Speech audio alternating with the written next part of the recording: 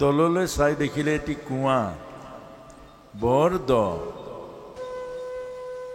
দ কুঁৱাটোৰ ওপৰতেই ৰছীডাল ওলমি আছিলে। আৰু সেই ওলমি দিয়া ৰছীডালৰ তললৈ দেখিলে যে কুঁৱাৰ তলত এটি অজগৰে ভয়ানক মুখ মেলি ৰৈ আছে। তলত পানী নাই। আকৌ অজগৰটোৱে ভয়ানক মুখ মেলি কুঁৱাৰী চেলেকি চেলেকি ৰৈ আছে। তলত পৰিলেই অজগৰে খাব, অজগৰৰ পেটৰ ভিতৰত সোমাই যাব। আৰু পাৰলৈ দেখিলে ঢেকীয়াপতীয়া বাঘটোৱে ৰৈ আছে মুখ মেলি। পাৰলৈ আহিলে বাঘটোৱে খাব। আৰু এই মানুহজনৰ এই ভয়ানক অৱস্থা, তলত পৰিলে অজগৰে খাব, পাৰলৈ আহিলে বাঘে খাব। আৰু সেই সময়তে দুটা নিগনি, এটা বগা আৰু এটা ক'লা, এই বগা আৰু ক'লা নিগনি দুটাই ওলমি থকা ৰছীডাল কুটিবলৈ আৰম্ভ কৰিলে। এই মানুহজনৰ অৱস্থাটো কেনেকুৱা হ'ব বাৰু? এই মানুহজনৰ অৱস্থাটো কেনেকুৱা হ'ব এবাৰ অনুভৱ কৰক। তলত অজগৰে মুখ মেলি ৰৈ আছে, পৰাৰ লগে লগে টপককে গিলি দিব। পাৰলৈ বাঘটোৱে ৰৈ আছে, পাৰলৈ গ'লে বাঘটোৱে খাব। ওলমি থকা ৰছীডাল দুটা নিগনিয়ে কুটি আছে। এই মানুহজন যদি আপুনি হয় কি কৰিব? ধৰি লওক নহয়, হয়েই আকৌ। এই সংসাৰৰ প্ৰতিজন মানুহেই এই অৱস্থাত আছে। সেইকাৰণে জ্ঞানীসকলে সদায় কান্দে আৰু জ্ঞানীসকলে সংসাৰ ত্যাগ কৰে। এই দৃশ্য দৰ্শন কৰি, এই দৃশ্য অনুভৱ কৰি জ্ঞানীসকলে ঘৰ ত্যাগ কৰে, সংসাৰ ত্যাগ কৰে। বুদ্ধই সৰ্বস্ব ত্যাগ কৰিলে, নিজৰ পত্নী পুত্ৰক ত্যাগ কৰিলে, ৰাজভোগ ত্যাগ কৰিলে, ৰাজসুখ ত্যাগ কৰিলে। কুন্তী মাতাই জীৱনৰ সৰ্বস্ব ত্যাগ কৰিলে। যুধিষ্ঠিৰ ৰজা হোৱাৰ পাছতো ৰাজপ্ৰসাদত ভৰি নিদিলে।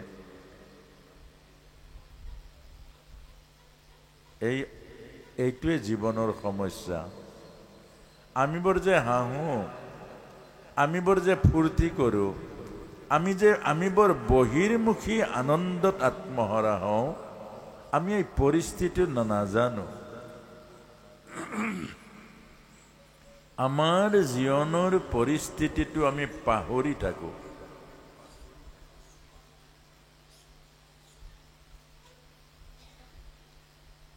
এই খেদি অনা বাঘটোৱে হ'ল প্ৰকৃতি, আমাক মাৰি মাৰি জন্ম দিয়ে। আৰু সেইকাৰণে আমাৰ ভয়, মৃত্যু ভয়। আমি যে গোটেই মৃত্যু ভয়াতুৰ হৈ থাকোঁ। আমি মৃত্যুৰ পৰা বাচিবৰ কাৰণে অশেষ যত্ন কৰোঁ, কিন্তু কোনেও আজিলৈকে বাচিব পৰা নাই।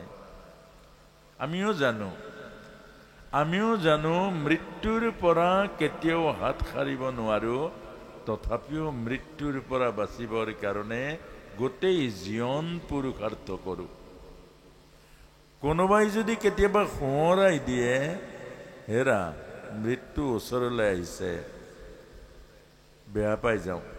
হেৰা তেনেকুৱা অমংগলীয়া কথা নক'বা। আকৌ কি কথা ক'বলৈ আহিছা?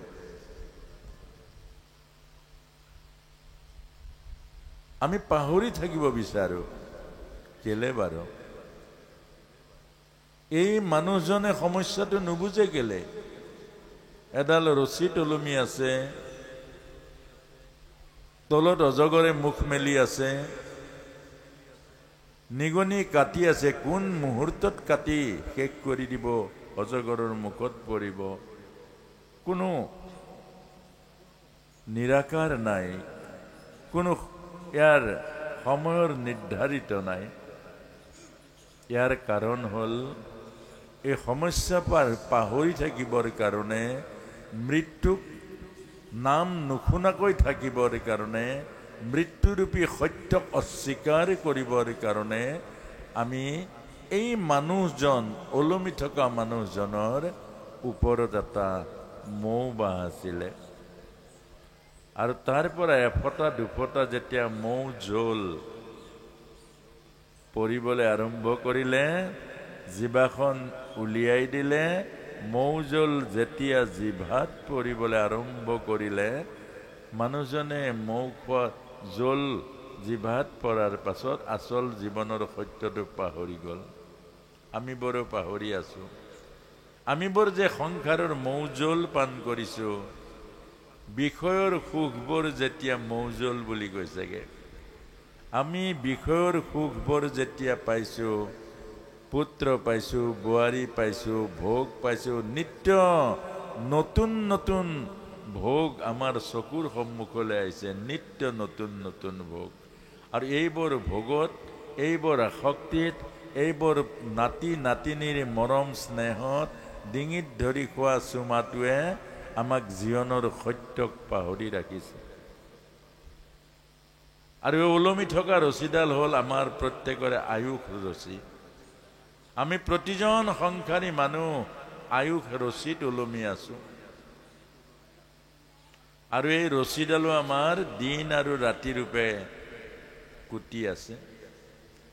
প্ৰতিদিন প্ৰতি ৰাতি দিন হ'ল বগা মেকুৰী, বগা নিগনি, আৰু ৰাতি হ'ল কলা নিগনি। এই ৰাতি আৰু দিন, এই দুইটাই আমাৰ আয়ুস ৰেখাডাল কুটি আছে। আমি জন্ম দিন পাতি আনন্দ কৰিছো, কিন্তু জীৱনৰ সত্যক বিচৰাৰ কাৰণে, জীৱনৰ সত্যৰ অনুসন্ধান কৰাৰ কাৰণে, যাক পাবলৈ আহিছিলো তাক পাবৰ কাৰণে আমি পাহৰি থাকো, সময়ৰ আজৰি নাই। এই কথাটোৱে সংসাৰী মানুহৰ দুৰ্ভাগ্য। সংসাৰী মানুহে, ভাগৱতে কৈছে সত্যম পৰম ধীমহি, প্ৰথম শ্লোকতে কৈছে ধৰ্ম প্ৰযুজিত কৈতবহত্ৰ পৰম নিৰ্মুচ্চাৰণম সতম বেদং বাস্তৱ মন্ত্ৰ বস্তু শিবদম তাপত্ৰয়োন্মলনম।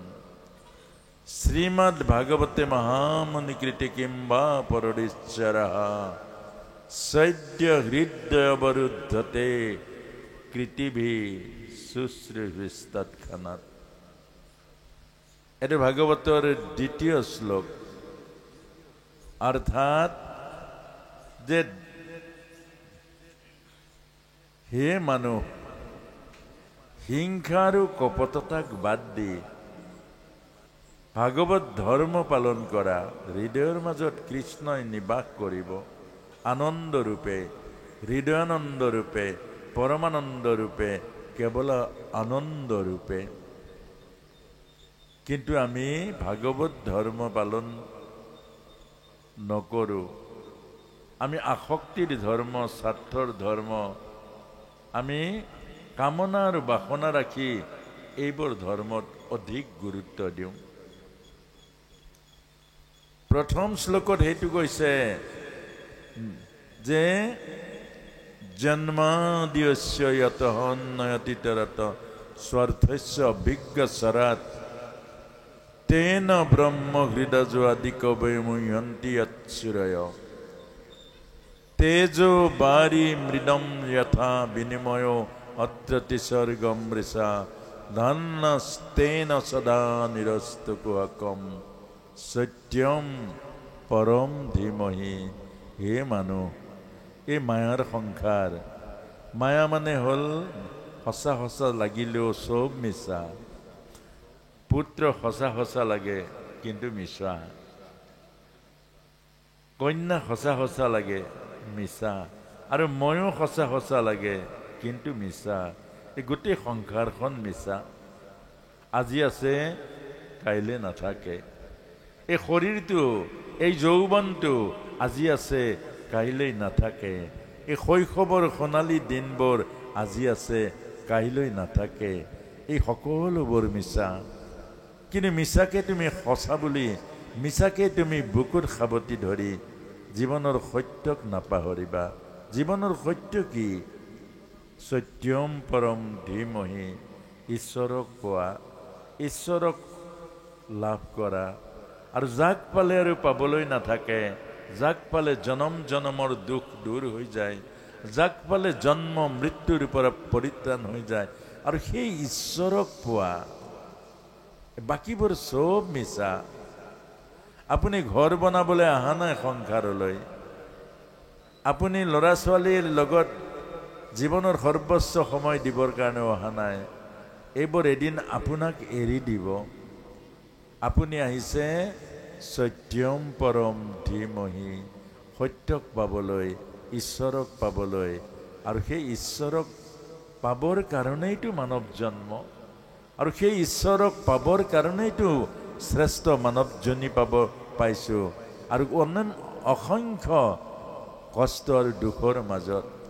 আৰু এইবাৰ যদি মানৱজনী হেৰাই যায়, এইবাৰ যদি ঈশ্বৰক পোৱাৰ পৰা বঞ্চিত হওঁ, আৰু কোটি কোটি জন্ম আকৌ দুখ আৰু কষ্ট, জনী যাতনা লাভ কৰিম।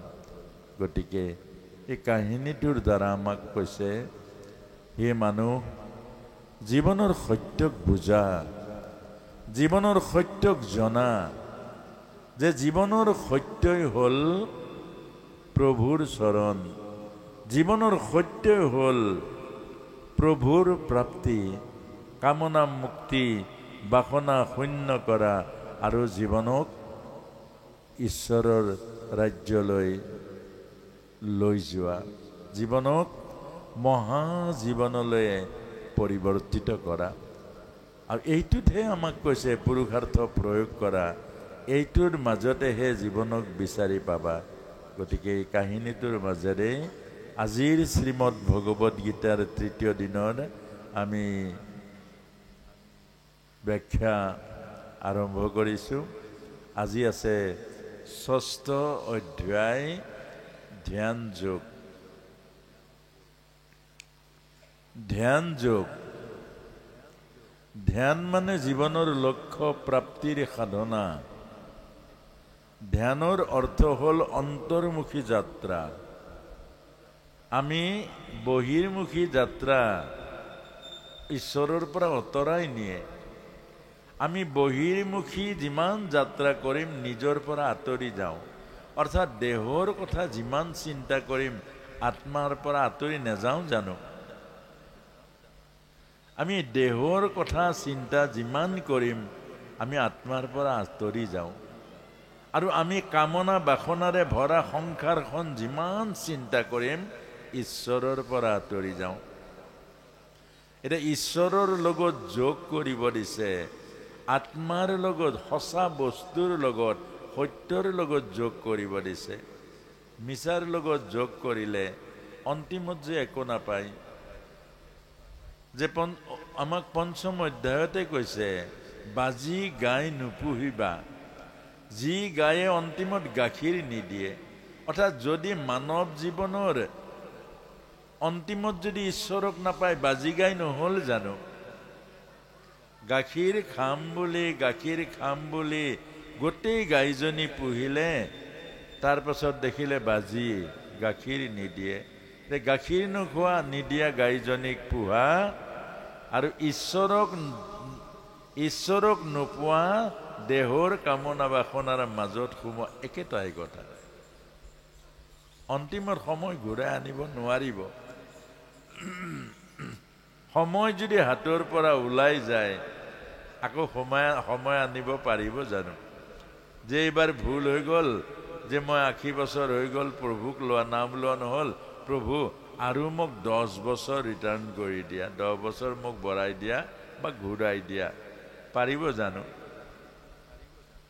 এইকাৰণে আমাক এই কথাটো বুজাইছে যে যিটো সৎ বস্তু, যিটো সত্য, যিটো সৎ, যাক পালে পাবলৈ নাই, যাক পালে আৰু জনম জনম দুখৰ পৰা মুক্ত হয়, এইটোক পাবলৈ যত্ন কৰক। এইটোৱে হ'ল আত্মতত্ত্ব বা এইটোৱে হ'ল ভগৱত তত্ত্ব।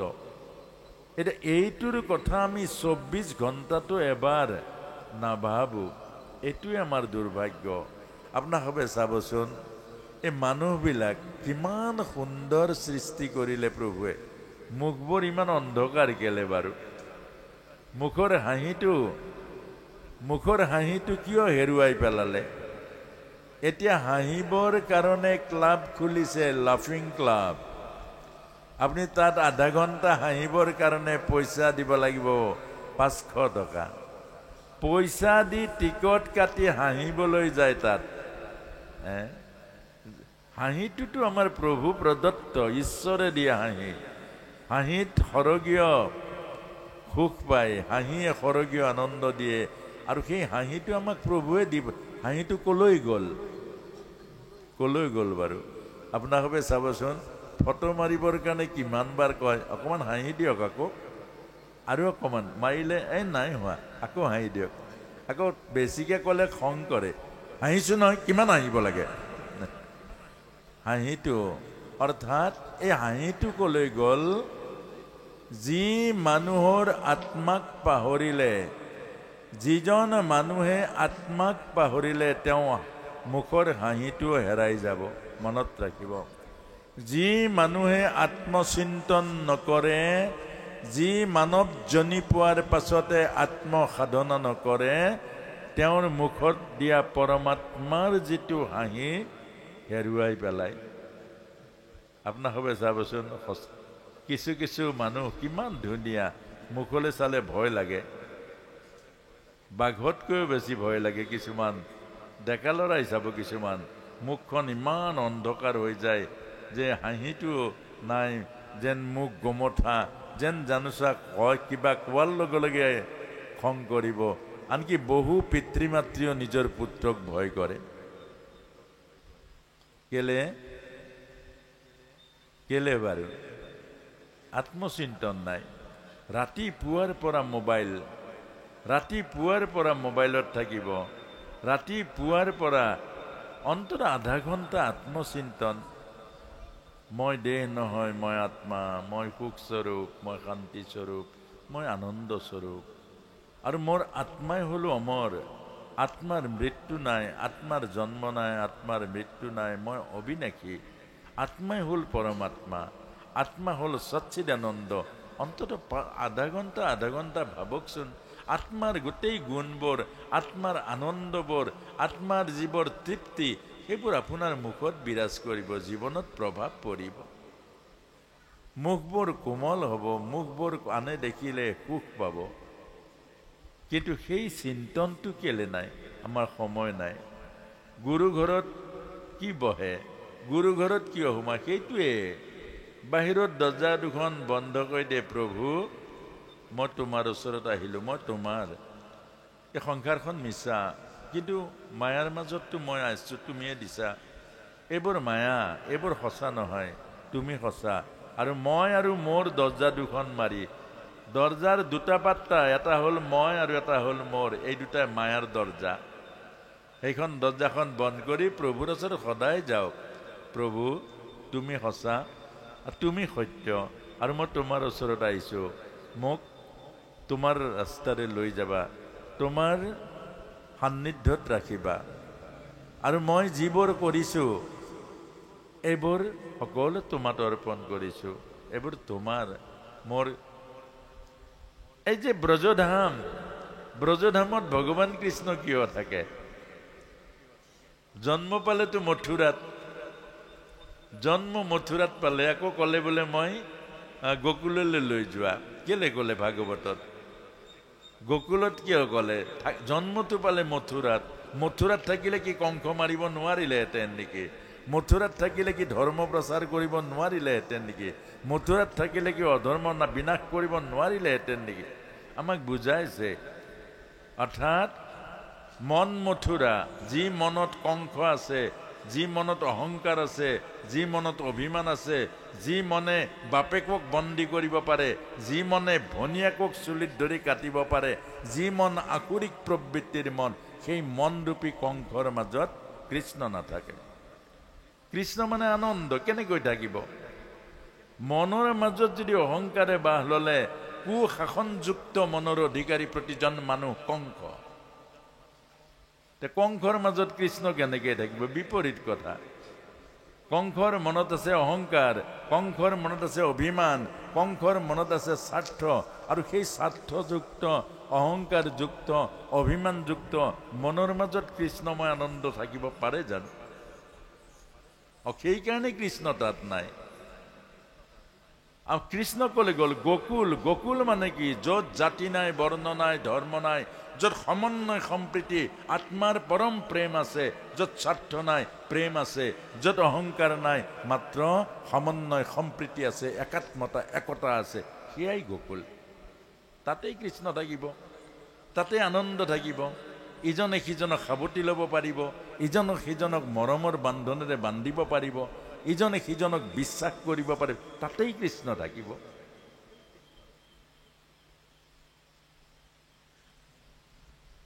আৰু সেই কথাটোৱে উদ্ধৱে এদিন আমাক আকৌ এটা লীলা কৰি বুজাইছে ভগৱান কৃষ্ণৰ। উদ্ধৱে গৈ নন্দ পিতাৰ ওচৰত গৈ কৈছে যে বাবা নন্দ, आप सारा दिन क्या करते हो? सारा दिन आप क्या करते हो?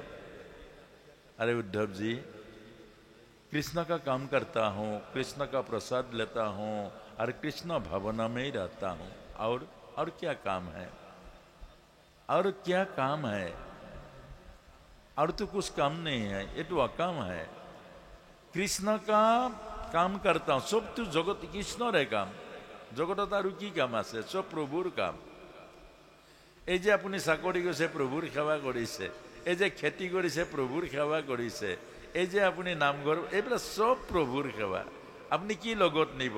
আপুনি কি আনিছে? আপোনাৰ তাত কি অস্তিত্ব আছে? আপোনাৰ মোৰ একো অস্তিত্ব নাই। না মাটি এটুকুৰা লৈ আহিছোঁ, না কৰবাৰ পৰা পইচা এটা লৈ আহিছোঁ, না মাটি এটুকুৰা লৈ যাম, নে কৰবাৰ পৰা পইচা এটা লৈ যাম। আপোনাৰ মোৰ কোনো অস্তিত্ব নাই, অস্তিত্ব আছে একমাত্ৰ প্ৰভুৰ।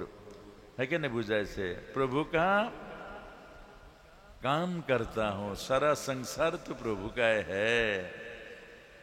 अब प्रभु का काम, प्रभु का सेवा कर रहा हूँ, और प्रभु का प्रसाद जो खाता हूँ, प्रभु का प्रसाद लेता हूँ। এইটো সব ভগৱান অৰ্পিত প্ৰসাদ। ভগৱানত অৰ্পণ কৰিলে প্ৰসাদ হৈ যায়, আৰু ভগৱানত অৰ্পণ নকৰিলে বিষাদ হৈ যায়। ভগৱানত অৰ্পণ, ভগৱত গীতাত কৈছে, যি ভগৱানত অৰ্পণ কৰে সেয়া প্ৰসাদ হৈ যায়, আৰু যি ভগৱানত অৰ্পণ নকৰে সেয়া মহাপাপ হৈ যায়। কেলে? ভোগে ৰোগ বনাই দিয়ে, যোগে আনন্দ দান কৰে। আৰু কৈছে যে কৃষ্ণকা ভাৱনামে ৰতন। ভগৱান কৃষ্ণৰ কথা ভাবিব লগা কিমান আছে। শিশুৰূপে কিমান লীলা কৰিলে, পুতনাৰ নিচিনা ৰাক্ষসিক মাতৃত্বৰ মুক্তি দিলে, 100 অপৰাধ কৰাৰ পাছতো শিশুপালক পৰম গতি দিলে। প্ৰভু কিমান মহিমাযুক্ত, যে গাই গৰুৰ মনোবাঞ্ছা পূৰণ কৰি 1 বছৰ গাই গৰুৰ পোৱালি হৈ, নিজে গৰুৰ পোৱালি হৈ ভগৱান কৃষ্ণই লীলা কৰি গাই গৰুৰ গাখীৰ খাইছে। এইবোৰ কিমান ভাবিলে চকু পানী ওলাব, কান্দিব, লীলাবোৰ স্মৰণ হ'ব, হৃদয় আনন্দত গদগদ হৈ যাব যে মোৰ প্ৰভুৰ ইমান অপূৰ্ব লীলাবোৰ। সেইবোৰ ভাবিলেহে আনন্দ লাগিব, সেইবোৰ ভাবিলে মন পবিত্ৰ হ'ব। আমি কিবোৰ ভাবোঁ? আৰু সেইকাৰণে মনৰ মাজত আমাৰ প্ৰেছাৰ, ডায়েবেটিছ, হাই প্ৰেছাৰ, এইবোৰ আমি যিবোৰ ভাবিব নালাগে, যিবোৰ ভাবিলে মন নষ্ট হয়, যিবোৰ ভাবিলে মনত চাপ পৰে, যিবোৰ ভাবিলে মন লেতেৰা হৈ যায়, এইবোৰ কথা ভাবি থাকোঁ আমি। আৰু সেইকাৰণে আমাক এই কথাখিনি কৈছে, যোগ কৰক, ধ্যান কৰক। ধ্যান বা যোগৰ অৰ্থ হ'ল অন্তৰ্মুখী চিন্তন। কেলে? এই আত্মাই হ'ল পৰমাত্মা। আমি আগতেও আলোচনা কৰিছোঁ এবাৰ, অৰ্থাৎ এই আত্মাই হ'ল পৰমাত্মা, ঈশ্বৰ বাহিৰত নাই। আকৌ কৈছোঁ, ঈশ্বৰ আছে ভিতৰত। হিৰণ্যকশিপুৱে কিমান বিচাৰিলে ঈশ্বৰক নাপায়। প্ৰহ্লাদে কৈছে চবতে ঈশ্বৰ আছে। প্ৰহ্লাদে ভিতৰত চায়, ভকতে ভিতৰত চায়, অভকতে বাহিৰত চায়। বাহিৰত ক'ত ঈশ্বৰ আছে? এই তেজ মঙহৰ বিষ্ঠা মূত্ৰ ভৰা এইটো দেহহে বাহিৰত। এই দেহটোত চব বিস্তাৰ টেংকি এটা আছে, মূত্ৰৰ টেংকি এটা আছে, নাকেৰে লেতেৰা ওলাইছে, কাণেৰে লেতেৰা ওলাইছে, নোমৰ গুৰিয়ে গুৰিয়ে লেতেৰা ওলাইছে। এই দেহটোত ক'ত ঈশ্বৰ আছে? আত্মাহে ঈশ্বৰ। এই আত্মাটো কেলে বিশ্বাস নকৰে? এই আসনত ঈশ্বৰ, মানুহ এজনেহে ভিতৰত থকা ঈশ্বৰক তাত বহুৱাই থৈ দিছে। ঈশ্বৰ তাত কেনেকে আছে? এজন চৈতন্য ঈশ্বৰে তাত অংশ এটা বহুৱাই থৈ দিছে, এক বিন্দু কণিকা এটা। সেই ঈশ্বৰহে আছে। মানুহে বনোৱা মূৰ্তিটোক সেৱা কৰিছে। কেলে? মানুহজনৰ ভিতৰত থকা যিটো চৈতন্য ভাৱনা, সেই ভাৱনাটোহে ঈশ্বৰ। এইখিনিয়ে আমাক ভগৱানে কৈছে ধ্যান, সদায় ধ্যান কৰক। ধ্যান মানে হ'ল, আমাৰ ভগৱত গীতাই কৈছে যে নিজৰ ধ্যান কৰক। নিজৰ মাজতে ঈশ্বৰ আছে, নিজৰ মাজতে শক্তি আছে, নিজৰ মাজত সামৰ্থ্য আছে, নিজৰ মাজত প্ৰেম, কৰোণা, দয়া আৰু আত্মাৰূপী পৰমা নিজৰ ভিতৰত আছে। বাহিৰত কেলে বিচাৰি ফুৰে? বাহিৰত ঈশ্বৰ নাই। যাৰ ভিতৰত ঈশ্বৰ নাই, তাৰ বাহিৰত ঈশ্বৰ নাই। যাৰ বুকুৰ মাজত শান্তি নাই, তাৰ ক'ত শান্তি আছে? আছে জানো? এজন মানুহৰ বুকুৰ মাজত শান্তি নাই, সেইজন স্বৰ্গত গ'লেও শান্তি পাব জানো? এইটো বুজিব কৈছে আমাক ভগৱত গীতাই বুজাইছে। শান্তি বুকুৰ মাজত ৰাখক, চবতে শান্তিয়ে পাব, হয় নহয়? প্ৰেম নিজৰ ভিতৰত ৰাখক, চবতে প্ৰেমেই হ'ব। মৰম ভাল পোৱাবোৰ নিজৰ মাজত জগাই তোলক, চবতে মৰম ভাল পোৱা বিলাব পাৰিব। এই কথাখিনিয়ে আমাক ৬ষ্ঠ অধ্যায় ধ্যান যোগ অৰ্থাৎ আমাক এই কথাখিনি কৈছে। নিৰ্জনত আসন পাৰক, কোমল আসন। আমাৰ বহুতেই বাঁহৰ ধাৰিবিলাক বহে। এইবিলাক ধাৰি যে ইমান টান টান ধাৰিত বহুত সময় বহিব নোৱাৰে। শাস্ত্ৰত লিখিছে বাঁহৰ ধাৰিত বহিলে, আয়ুৰ্বেদত লিখিছে মানুহ দৰিদ্ৰ হয়, ভাগ্যহীন হয়। তাৰমানে কি? বাঁহৰ ধাৰিত বহিলে ভৰিবিলাকৰ নাৰ্ভৰ প্ৰব্লেম হ'ব। 3 ঘণ্টা বহাৰ পাছত আপুনি এলাহ আৰু তমগুণ আহিব, আৰু তমগুণ আৰু এলাহ আহিলে আপুনি কাম কৰিব নোৱাৰা হ'ব, আৰু কাম কৰিব নোৱাৰা হ'লে দৰিদ্ৰ হ'ব। প্ৰায় চাব আপুনি সকাম খোৱা ভকতসকলৰ এই একে অৱস্থা। ঘৰত কাম বন নকৰে মানে কি হয়? এলাহ আৰু তমগুণ। দিনটো সেইখন টানখন ধাৰিখনত বহি থাকিব, আৰু পাছত বুঢ়া হ'বই নাপায়, ভৰি বহিব নোৱাৰা হ'ব, কঁকালৰ বিষ হ'ব। কেলে? সেইখন আসনত বহিবলৈ মানা কৰিছে নহয়। আসনখন কোমল হ'ব লাগিব। গোসাঁই আহিলে কোমল আসন পাৰি দিয়ে, আৰু আপোনালোকৰ গাঁৱৰ বয়সস্থ 80 বছৰ এজন আহিলে ধাৰিখন দি দিয়ে। সেই ধাৰিখনত বহিব পৰা আছে ন? টিকাত মঙহ নাই। 80 বছৰীয়া বুঢ়া মানুহজনৰ টিকাত মঙহ নাই, আৰু আপোনাৰ দেউতাকক সেই ধাৰিখনত বহাবলৈ বেয়া নালাগে জানো? বয়সক সন্মান কৰক, যে অন্তত আমাৰ গাঁৱৰ বয়োজ্যেষ্ঠ এজন কোমল আসনখন পাই দিয়ক। এতিয়া প্লাষ্টিকত ধাৰিবিলাক লৈছে, সেই তাত নবহে নহয়, কোমল আসন লাগিব। তাতেহে ধ্যান কৰিব, মনোযোগ দিব। 3 ঘণ্টা ভাগৱত শুনিব লাগিব। ইমান টান ধাৰিখনত বহিলে 3 ঘণ্টা পাৰিব জানো? জোৰ কৰি পাৰিব, কিন্তু আধা বয়সতে কি হ'ব? ভৰি বিষ হ'ব, নাৰ্ভৰ প্ৰব্লেম হ'ব, আৰু কঁকালৰ বিষ হ'ব। লাভটো কি হ'ব? চব বস্তুতে এটা দৰ্শন আছে, চব বস্তুতে বিজ্ঞান আছে। গতিকে আমাৰ নামঘৰবিলাকত এতিয়া প্লাষ্টিকত ধাৰি। আমাৰ শাস্ত্ৰই কৈছে, বিজ্ঞানে কৈছে, প্লাষ্টিকত ধাৰিত বহি গুৰু সেৱা নহয়। কেলে? আৰ্থ কানেকশ্যনটোৱে নহয়। আৰ্থ কানেকশ্যন নহয়, লাইট নজ্বলে। আপুনি কেনেকৈ ভগৱানক পাব? ভগৱান হ'ল লাইট, সূৰ্য পোহৰ। তে ভগৱানৰ লগত কানেকশ্যন কৰিব লগা হ'লে আৰ্থ কানেকশ্যন লাগিব, আৰু আৰ্থ কানেকশ্যন হ'বলৈ প্লাষ্টিকত ধাৰিত বহিলেতো নহ'ব। তে আজি প্ৰায় নামঘৰবিলাকত চব প্লাষ্টিকত ধাৰি। প্লাষ্টিকত ধাৰিত বহিলেতো এনেকৈ সাধনা হ'ব। সাধনা মানে কি বহিব পাৰিব, প্ৰাৰ্থনা গাব পাৰিব, কিন্তু আপোনাৰ ভিতৰত থকা যে আত্মা আৰু পৰমাত্মাৰ যিটো যোগ এইটো কেতিয়াও নহ'ব। সেইকাৰণে আমাক এই ৬ষ্ঠ অধ্যায় ধ্যান যোগত লিখিছে যে তলত কোমল পাৰি, তাৰ ওপৰত কম্বল, তাৰ ওপৰত মৃগচৰ্ম পাৰি, চাকি যেনেকৈ বতাহ নহ'লে সম্পূৰ্ণ ওপৰলৈ জ্বলি থাকে, ঠিক আমাৰ কামনা বাসনাৰূপী বতাহক নাশ কৰি চিত্ত শান্ত কৰি আমাৰ আত্মাক ওপৰলৈ তুলি লৈ যাব লাগে। এই কথাটোকেই আমাক কৈছে ধ্যান যোগত। গতিকে যিখিনি কথা এইখিনি কৈছোঁ, এইখিনি কোৱা কথা, যে কোৱা কথাখিনি যদি সত্যতা আছে আপোনালোকে বিচাৰিব হয়নে নহয়, কোৱাৰ লগে লগে মানি নল'ব, এইটো গীতাত চাই ল'ব। কাৰণ গীতাত চাই লৈ তাৰ পাছত যদি হয় আপোনালোকে মানিব। আচ্ছা, মানিবলৈ কি অসুবিধা আছে? গাঁৱৰ ভকতসকল নিজেহে বহে, গতিকে আপোনালোকে কোমল আসন গোটাই ল'ব। কেলে নোৱাৰিব? খাওঁতে কিমান টকা খেদায়, খাওঁতেতো বহুত টকা খেদাই দিয়ে, অন্তত বহা আসনখিনি আপোনালোকে ল'ব পাৰিব। গতিকে আপোনালোকে এনেকুৱা কোমল আসনখিনিৰ ব্যৱস্থা কৰিব। আৰু এইখন গাঁৱৰ যিজন একেবাৰে বয়োজ্যেষ্ঠ, আপোনালোকে চাবচোন, বয়সক সন্মান কৰিলে কিমান উপকাৰ হয়।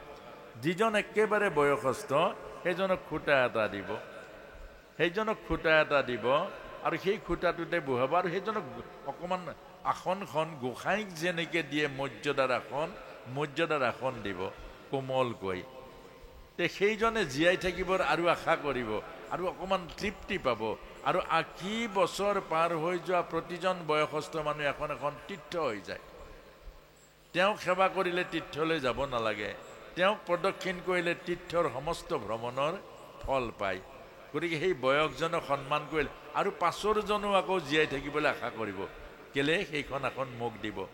আমাৰ এখন ঘৰতো পিতৃৰ কাৰণে এখন আসন থাকিব লাগিব। ঘৰৰ মৰ্যাদা যে পিতৃৰ এইখন চকী, ঐ বাবাই তাত নবহিবি, এইখন দেউতাৰ চকী। যিখন থালত দেউতাই অন্ন খায় সেইখন কোনেও খাব নোৱাৰিব, এইখন দেউতাৰ। আমাৰ ঘৰৰ মৰ্যাদা, আমাৰ ঘৰৰ যিটো স্বাভিমান, আমাৰ ঘৰৰ যিটো মৰ্যাদা, এইজনক ৰাখিব লাগিব। কেনেকৈ? যে এই জেগাখনত দেউতাই বহি অন্ন খায়, তাত নবহিবি। তেতিয়াহে ঘৰখনৰ মূল্য বুজিব, তেতিয়াহে ল'ৰা ছোৱালী বুজি পাব দেউতা কি। কিন্তু সেইবোৰ আমাৰ আগৰ দিনত আছিলে। আজিকালি সেইবোৰ ক্ৰমান্বয়ে হেৰাই গৈ আছে।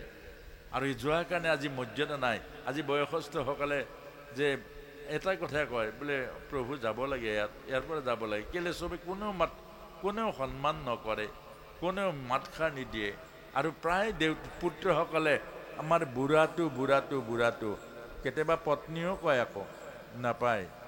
আৰু যি পুত্ৰই পিতৃ মাতৃক বুঢ়া আৰু বুঢ়ী কয়, সেই পুত্ৰই যিমানেই পিণ্ড দিয়ক, বাপেকে পিণ্ড নাপায়। মনত ৰাখিব, ডায়েৰীত লিখিব। যি পুত্ৰই মাক বাপেকক বুঢ়া আৰু বুঢ়ী বুলি কয়, সেই পুত্ৰই পিণ্ড দিলে পিতৃয়ে নাপায়। কাৰণ শাস্ত্ৰত লিখিছে পিতৃ আৰু মাতৃৰ পিণ্ড আছে, বুঢ়া আৰু বুঢ়ীৰ পিণ্ড নাই। কেলে? আপোনাৰ মনতে শ্ৰদ্ধা নাই, বুঢ়া বুঢ়ী তুচ্ছ ভাৱনা আছে। গতিকে আপোনাৰ শ্ৰদ্ধা মানে কি? শ্ৰাদ্ধ মানে কি? শ্ৰদ্ধা। আপোনাৰ জীয়াই থকাজনৰে শ্ৰদ্ধা নাই। সেইকাৰণে এইবিলাক হ'ল আমাৰ শাস্ত্ৰই কৈছে। গতিকে ৬ষ্ঠ অধ্যায় ধ্যান যোগত এইখিনি আমাক কৰিব দিছে। কৰিবলৈ যত্ন কৰকচোন। আমি দিনটো অন্তত গধূলি নিজৰ ধ্যানটো অকণমান কৰক। বহিব লাগে, মন শান্ত কৰিব লাগে। আমাৰ এইটো প্ৰজ্ঞা চক্ষু, এইটো পিটুইটাৰী গ্লেণ্ড, এইটোৱে হ'ল আধ্যাত্ম শক্তি। ইয়াতেই মনটো আনি অন্তত ভাবিব লাগে, মই দেহ নহয়, মই মন নহয়, মই আত্মা, মই জন্ম মৃত্যু ৰহিত, মই আত্মা, মোৰ জন্ম নাই, মোৰ মৃত্যু নাই, মই সনাতন সত্য, মই পৰমাত্মাৰ অংশ, মই সুখস্বৰূপ, শান্তিস্বৰূপ, মই আনন্দস্বৰূপ। এইকণ ভাবিব লাগে, এইকণ ভাবক আপুনি। এদিন আপোনাৰ ভাৱনা যেতিয়া গাঢ় হ'ব, আপোনাৰ আত্মাৰ সকলো গুণ আপোনালৈকে আহি পৰিব আৰু আপোনাৰ মুখ উজ্জ্বল হ'ব। মুখত সদায় সৰগীয়া হাঁহি এটা ৰাখি দিওঁ। হাঁহিলেনো কি যায়, খং কৰিলে কি পায়? এবাৰ খং উঠিলে 10,000 আধ্যাত্মিক চেল মানে কোষ মৰি যায়। এবাৰ খং উঠিলে শক চাৰ্কিট জ্বলি যায়। খং কৰিলে কি পায়? সন্তসকলে কৈছে, আৰে ভাই गुस्सा करने से क्या मिलता है तुमको? हैं? दिया सलाई काठी जैसा है, अगर दिया सलाई काठी जलाएगा तो अपने जलेगा, पहले अपने जलेगा। दिया सलाई काठी मारिले निजे জ্বলে, আনক জ্বলোৱা নজ্বলা পাছৰ কথা। খং উঠিলে নিজে নষ্ট হয়, পাছত আনক জ্বলোৱাটো বেলেগ কথা। সেইকাৰণে কৈছে गुस्सा करने से क्या मिलता है? कुछ नहीं मिलता है, नुकसान होता है।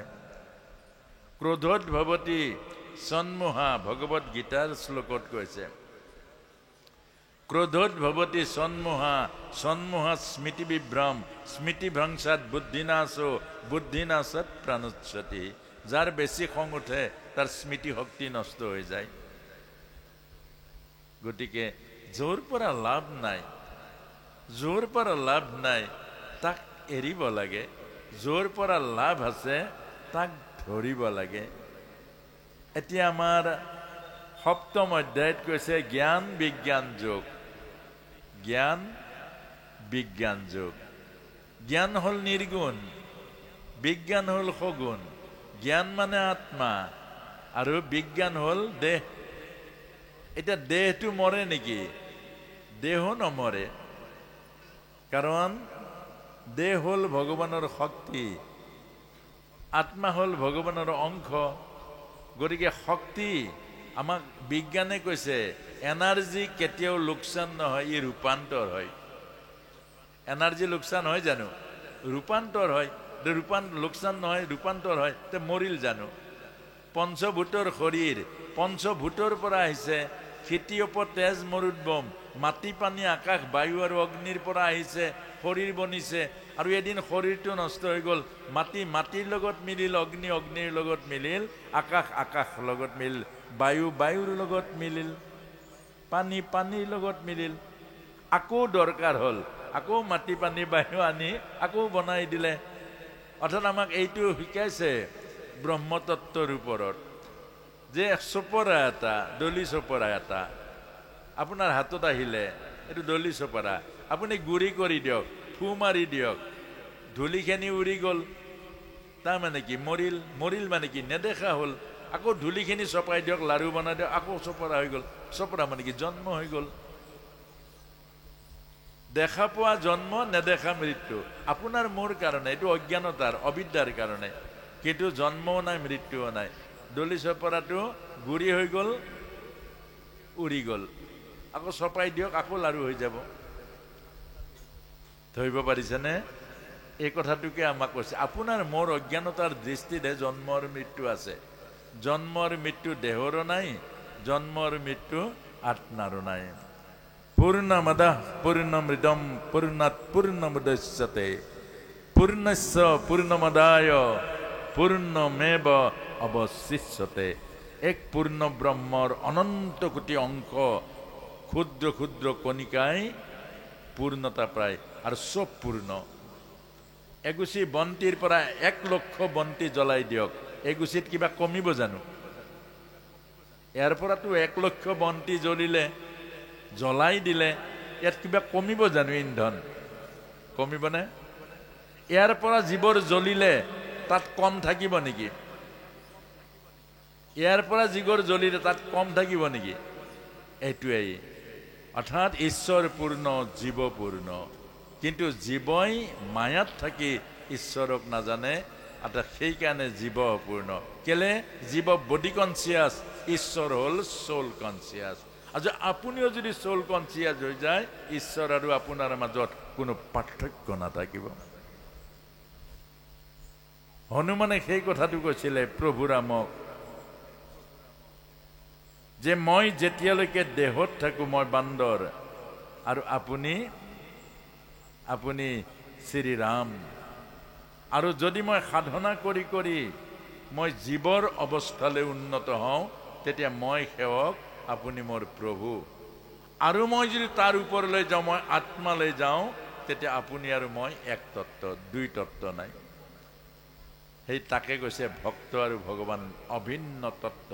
এইবোৰ জ্ঞান হ'লে, এইবোৰ হ'ল সত্য, আমাক বেদান্তই কৈছে।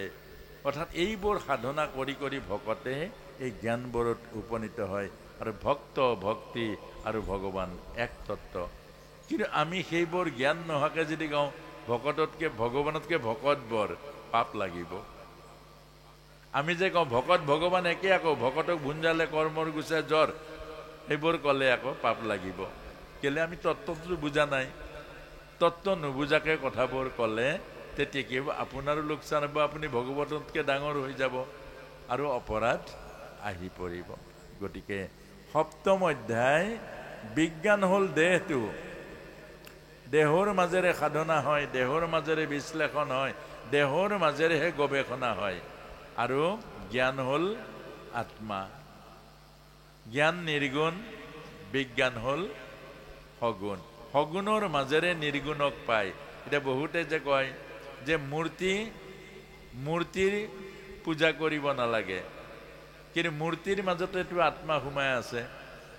কিন্তু প্ৰথম মূৰ্তিহে দেখা পাব, তাৰ পাছতে আত্মা। সেইকাৰণে জ্ঞান আৰু বিজ্ঞান লগতে লাগিব।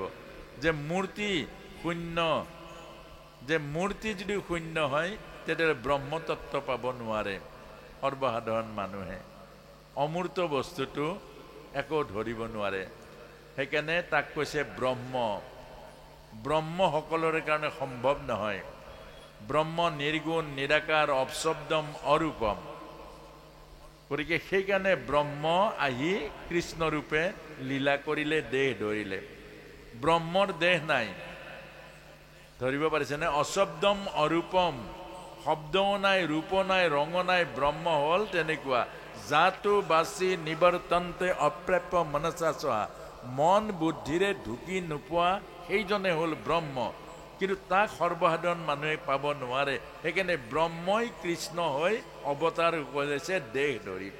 আৰু সেইকাৰণে মূৰ্তিৰ মাজতহে আচল তত্ত্ব লুকাই আছে। এতিয়া ভকত মূৰ্তি, তাৰ পাছতহে আত্মতত্ত্বক পাব। মূৰ্তিয়ে যদি নাথাকে আপুনি ক'ত মুচিব?